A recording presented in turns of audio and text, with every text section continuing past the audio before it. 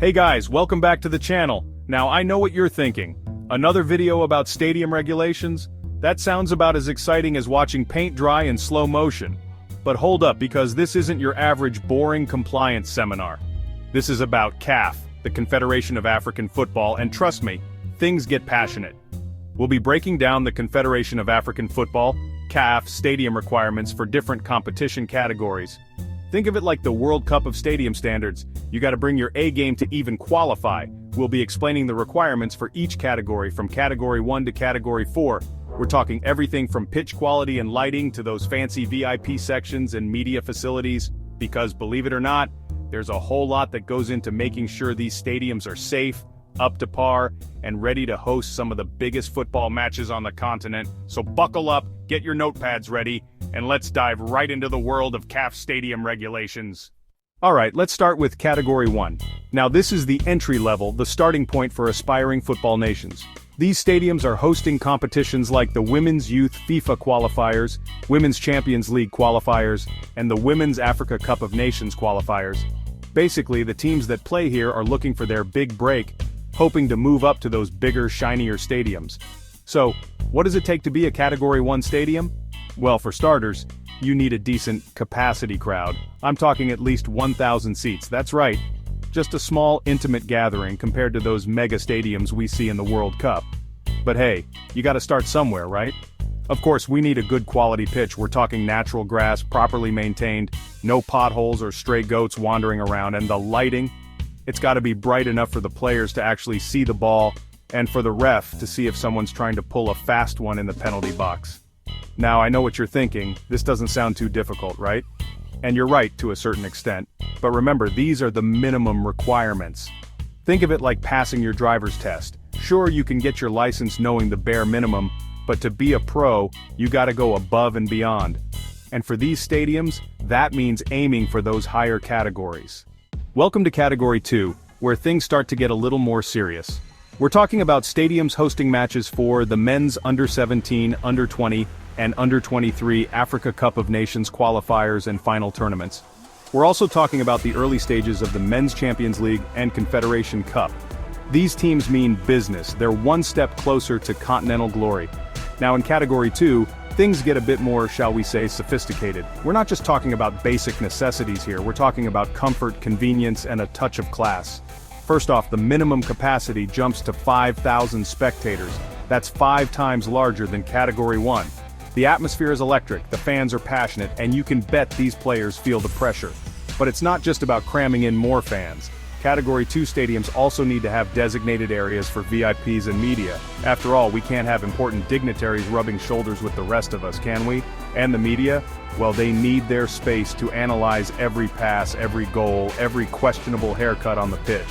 And let's not forget about the players. Category 2 stadiums need to have top-notch changing rooms, complete with showers, toilets, and maybe even a jacuzzi. Okay, maybe not a jacuzzi, but you get the point. These athletes deserve a little luxury after leaving it all on the field. So, there you have it, Category 2. Bigger crowds, better facilities, and a whole lot more pressure. It's a stepping stone to the big leagues, where the lights are brighter and the stakes are even higher. Chapter 3. The big leagues, where champions are made. Hold on to your hats, folks, because we've reached the big leagues. Category 3 stadiums are the arenas where dreams are made and hearts are broken. We're talking about the venues for the Men's Champions League group stage and quarterfinals, the Confederation Cup group stage and quarterfinals, the Women's Africa Cup of Nations final tournament, the Women's Champions League final stage, the CAF Super Cup, and the main event, the Men's Africa Cup of Nations final tournament. Now we're not messing around here. Category 3 demands a minimum capacity of 10,000 spectators. The atmosphere in these stadiums is absolutely electric. You can feel the energy, the passion, the hopes and dreams of an entire continent. But it's not just about the size of the crowd, it's about the whole experience. Category 3 stadiums need to have modern facilities, comfortable seating, and top-notch security. We're talking about world-class lighting, state-of-the-art sound systems, and enough restrooms to handle the massive influx of fans. And speaking of fans, these stadiums need to cater to their every need. We're talking food stalls with a variety of cuisines, merchandise stands overflowing with team jerseys, and of course ample parking because nobody wants to miss kickoff because they're stuck in a parking lot scrum. Category 3 is a testament to the growth and development of African football.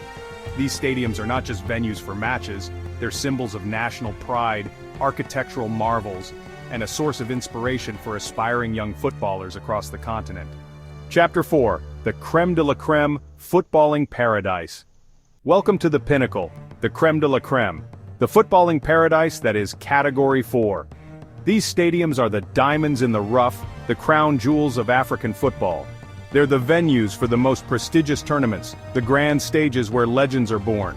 We're talking about the Men's African Nations Championship, CHAN, final tournament, the Men's Champions League semi-finals and final, and the Men's Confederation Cup semi-finals and final. Now if you thought Category 3 was impressive, hold on to your hats. Category 4 stadiums require a minimum capacity of 25,000 spectators. These are the coliseums of our time, the modern-day arenas where gladiators of the beautiful game clash for ultimate glory. But it's not just about size, oh no, it's about the details. We're talking about impeccable pitch conditions, cutting-edge technology, and luxurious VIP areas that would make a five-star hotel blush. These stadiums are designed to provide an unforgettable experience for everyone, from the die-hard fans in the stands to the players on the pitch.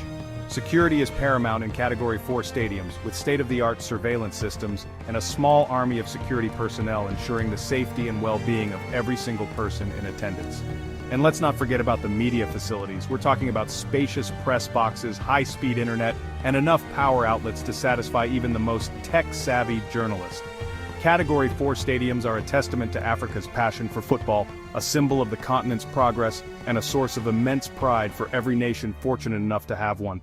And there you have it, the stadium requirements for each CAF competition category.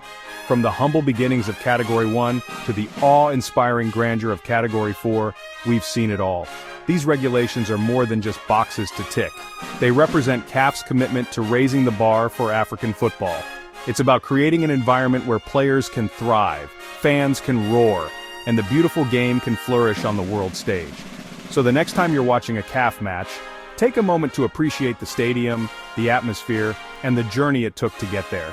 Make sure to like, share, and subscribe for more informative content on African football. Until next time, keep the passion alive.